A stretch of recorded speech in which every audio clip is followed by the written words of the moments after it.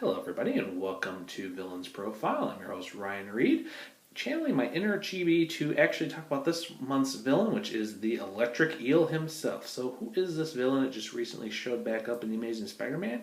And actually, how was he a Captain America villain? Well, I'm here to tell you about it. There actually have been two eels here. The original actually appeared in 1963 in Strange Tales. His name was Leonard Strike. He was pretty much an inventor that actually got hired to the Magia.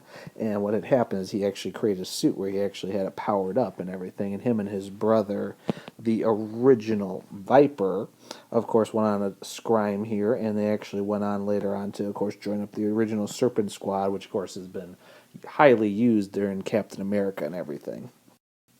Stark actually went on to be a supervillain as well for Spider-Man for a couple of years. He actually was known as Electrolyte for a while.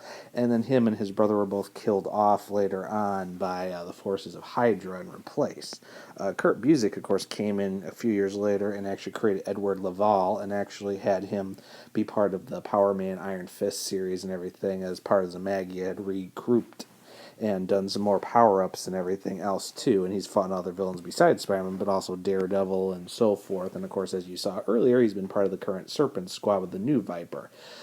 Pretty much else to say about the Eel and everything else too. He's a very interesting villain, definitely sea level. And ever since the new one came in here, Edward Laval, he's actually been wanting to make his own power base within New York City, which is recently been shown in Amazing Spider-Man #5.